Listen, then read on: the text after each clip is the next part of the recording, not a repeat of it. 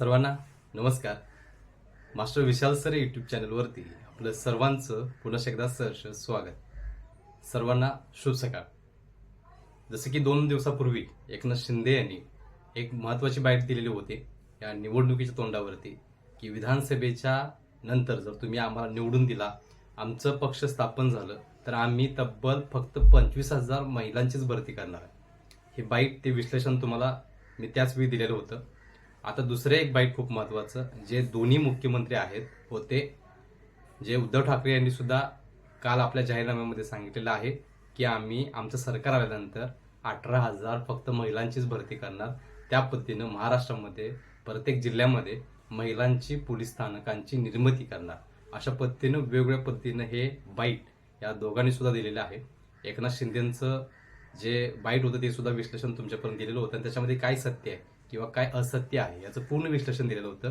आणि आता सुद्धा उद्धव ठाकरे यांनी सुद्धा एक बाईट दिलेली आहे. त्याच्यामध्ये त्यांनी जो निवडणुकीच्या तोंडावरती एक अजेंडा असतो तो अजेंडा दिलेला आहे आणि त्याच्यामध्ये त्यांनी जे गोष्टी सांगितल्या त्या गोष्टीचं आजचं विश्लेषण असणार आहे. त्याच पद्धतीनं ह्या दोघांच्या वक्तव्यामध्ये किंवा त्यांच्या जाहीरनाम्यामध्ये, विधानसभेच्या जाहीरनाम्यामध्ये ज्या गोष्टी दिलेल्या आहेत त्याच्यामध्ये किती तथ्य आहे आणि हे खरं होईल का, पुढे जाऊन हे कशा पद्धतीनं होणार आहे, पुढच्या 5 वर्षामध्ये ह्या सगळ्या गोष्टी होतील का, आणि हे पूर्ण विश्लेषण आपण आजच्या व्हिडिओमध्ये बघणार आहोत. सुरुवातीला एक विनंती करतोय, चॅनलवर नवीन असाल तर चॅनलला लगेच सबस्क्राईब करून घ्या. त्याच पद्धतीनं आपल्या या व्हिडिओला शेवटपर्यंत बघायला विसरायचं नाहीये. तर महत्त्वाचं म्हणजे एकनाथ शिंदेनी काय सांगितलेलं होतं आपल्या जाहीरनाम्यामध्ये. पहिला विधानसभेची रणधुमाळी सुरू आहे आणि एक 2-3 दिवसापूर्वी जे काही प्रचार सभा आहेत वगैरे त्या सगळ्या सुरू झालेल्या आहेत. मग प्रत्येक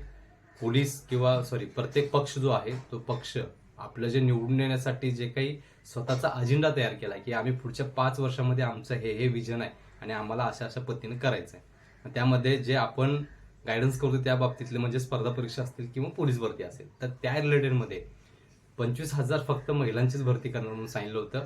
त्या बातमीमध्ये किती तथ्य आहे हे सुद्धा आपण आता बघणार आहोत.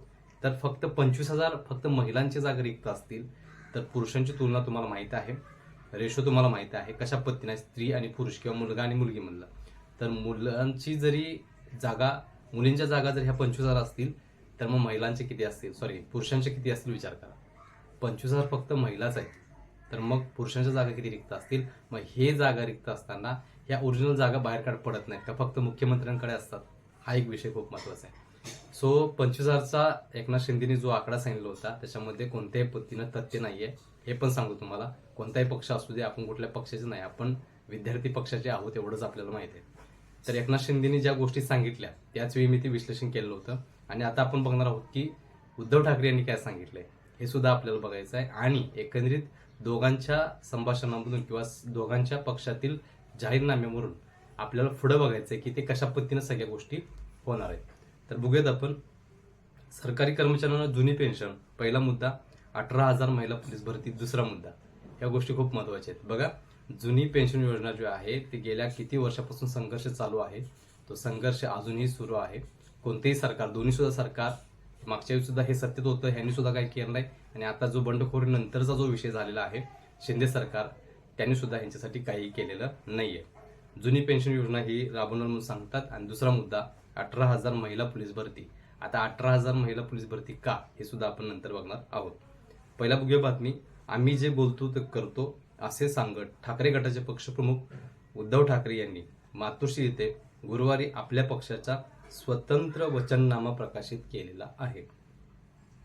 सरकारी कर्मचाऱ्यांना जुनी पेन्शन योजना एक. दुसरा म्हणजे प्रत्येक जिल्ह्यात छत्रपती शिवाजी महाराजांचे मंदिर.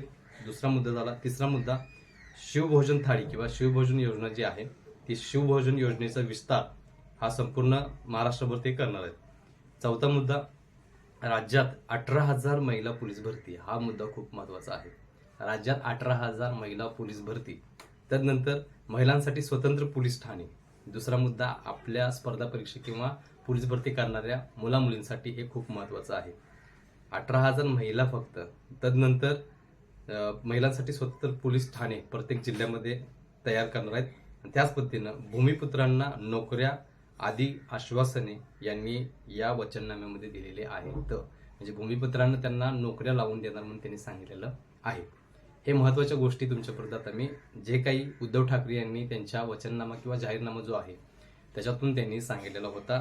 परत सांगतोय, 18,000 महिलांची पोलीस भरती, प्रत्येक जिल्ह्यांमध्ये महिला पोलीस ठाण्यांची निर्मिती, आणि तिसरा मुद्दा, भूमिपुत्रांना कायम आणि हक्काच्या नोकऱ्या देण्याचा प्रयत्न हे उद्धव ठाकरे सरकार करणार आहे, असा त्यांचा विषय आहे. आता ह्या दोन्ही जे मुख्यमंत्री आहेत किंवा होते, एकनाथ शिंदे असतील, उद्धव ठाकरे असतील, दोघांनी पण आपला कार्यकाळ बजावलेला आहे. सो अशा पद्धतीनं या दोघांच्या काळामध्ये सुद्धा महिलांची भरती का झाली नाही, हा पहिला मुद्दा. आता दुसरा मुद्दा, आपलं काय सेंट्रल डिफेन्स वगैरे काही नाही आहे. सेंट्रल डिफेन्समध्ये ह्या महिलांच्या डिफेन्सच्या ज्या काही भरती असतात त्या वेगळ्या पद्धतीने होतात, पुरुषांच्या वेगळ्या होतात. आपण काय एवढं मोठ्या प्रमाणात एखादं राज्य नाही आपलं खूप मोठ्या प्रमाणात की आपण सेंट्रलसारखं एखादी योजना इथं अवलंबली जाईल, अशा पद्धतीने काही होणार नाही आहे. दुसरी गोष्ट, 18,000 आणि 25,000 याच्यामध्ये 7,000चा फरक आहे, तरी सुद्धा कुठंतरी मॅक्झिमम आकडा आहे आणि तो जुळत असलेला दिसून येतोय. मग ओरिजिनल आकडा काय आहे, हा एक मुद्दा खूप महत्त्वाचा आहे की 25,000 किंवा 18,000 जागा हे झालं महिलांसाठी, तर पुरुषांच्या त्याच्या दुप्पट किंवा दीडपट तर असायला पाहिजे. म्हणजे जवळजवळ 40 ते 45,000 फक्त पुरुषांच्या जागा असायला पाहिजे. एवढ्या जागा रिक्त असताना 40-45 म्हणा आणि पुढचे 20 म्हणा, म्हणजे जवळ 60-63,000 जागा अजून सुद्धा रिक्त असताना सुद्धा हे कोणत्याही पद्धतीने भरती करत नाहीत. आता तुम्हाला जर बघायचं असेल, हा विषय तुम्हाला बघायचा असेल, तर पुढच्या 5 वर्षामध्ये बघायचं आपल्याला कसे ते त्रास देतात. विधानसभा आहे, 2-4 दिवस अजेंडा घेऊन नाचतात, झेंडे घेऊन नाचतात, आपण पण त्यामध्ये आहोतच, पण आपल्यासाठी ते काय करतात का, हा विषय खूप महत्त्वाचा आहे. दोघं सुद्धा आपली आपली सत्ता असेल, आपलं आपलं पद असेल, आपली आपली चेअर असेल, ठराविक काळापर्यंत त्यांनी ते भूषवलेले आहे. मग फक्त विधानसभेच्या तोंडावरती ही बाईट का आणि कशासाठी, तर फक्त आणि फक्त हे जे काही आपण सदस्य आहोत, जे आपण यांना निवडून देणार आहोत, वोटर जे आहेत ते निवडून देणार आहेत, त्यांना फक्त एक मतांतर करायचं तयार की बाबा यस एवढा मोठा अजेंडा त्यांनी केलेला आहे, कुठेतरी करतील नाही करतील विषय नंतरचा आहे. पण पाठीमागची पार्श्वभूमी जर बघितला तर कुठंतरी कोविडमुळं ही सलग 2 वर्ष ही भरती झाली, ती मोठ्या प्रमाणात झाली फक्त आणि फक्त कोविडमुळे. कोविड नसतात तर वर्षाला 6,000, 7,000, 8,000 अशाच पद्धतीने भरत्या झाल्या असत्या, ह्याच्यापेक्षा मोठ्या प्रमाणात झाल्या नसत्या. दुसरी गोष्ट, डिसेंबर किंवा 26 तारखेपर्यंत, येत्या 25-26 तारखेपर्यंत सगळं चिन्ह स्पष्ट होणार आहे की कुणाला बहुमत मिळालंय, कुठली आघाडी निवडून आले आणि त्यांचा अजेंडा काय होता आणि त्या अजेंड्यावरती त्यांनी काय काम करतात हे सुद्धा पुढे तुम्हाला बघायला मिळेल. कारण की फक्त हा अजेंडा त्यावेळी पुरता असतो पेपरवरती, 1-2 महिना झालं की त्याला कोणीही विचारत नाही. महाराष्ट्रामध्ये एखादी मोठी घटना झाली तर 1-2-3 दिवस फक्त महाराष्ट्र हळहळतोय, त्यानंतर ती गोष्ट जशी पाठीमागे जाईल तशी ती विरळत जाते, कमी होत जाते. सो अशा पद्धतीनं हे सुद्धा याच पद्धतीनं आहे की कोण निवडून येणार, कशा पद्धतीने येणार हा विषय नंतरचा आहे.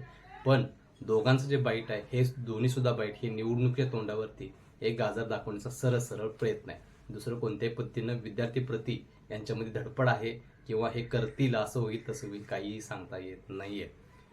तिसरी गोष्ट खूप महत्त्वाची की विधानसभेच्या तोंडावरती आम्ही पोलीस भरती पाडणार आहोत, म्हणून आम्हाला 2022-23ची पोलीस भरती ही मोठ्या प्रमाणात आणि फास्ट पद्धतीनं करायची आहे. हे बाईट दोन्ही, एक मुख्यमंत्री आणि एक उपमुख्यमंत्री, या दोघांचं पण होतं. दोघांनी सुद्धा चुना लावलेला आहे पोरांना. नांदेडच्या सभेमध्ये सुद्धा मुख्यमंत्र्यांनी सांगितलं होतं की ह्या मुलांना आम्ही वय वाढवून देऊन आम्ही लवकरात लवकर पोलीस भरती करणार. त्याच पद्धतीने उपमुख्यमंत्र्यांनी ऑन मीडिया, ऑन रेकॉर्ड सुद्धा सांगितलं होतं की या मुलांना आम्ही वय वाढ आता देऊ शकत नाही, पण पुढची भरती ही आम्हाला ही लवकरात लवकर करायची आहे, त्यामुळे आम्ही पावसाळ्यात भरती सुरू केलेली आहे. काय झालं, कुठं झालं आणि कशी झाली, कशा पद्धतीनं नाहक त्रास झाला, कशा पद्धतीनं मुलांना बळी देण्यात आला, 4 मुलांचा मृत्यू या मागच्या पोलीस भरतीमध्ये झालेला लक्षात ठेवायचं. त्यामुळे ह्या गोष्टी विसरून आपल्याला नाही चालला, या गोष्टी वारंवार तुमच्यासमोर मांडाव्यात आणि मी मांडतोय, जसा आहे तसा प्रयत्न करतोय. सो खूप महत्त्वाचा विषय होता की सर दोन्ही सुद्धा सरकारने सांगितले फक्त महिलांची भरती होणार आहे, मग पुरुषांचं काय होणार, तर इथं मतभेद होणार नाहीत, लक्षात ठेवा. पोलीस भरती काढली तर ॲट अ टाइम काढावी लागते आणि त्याच पद्धतीनं काढतील.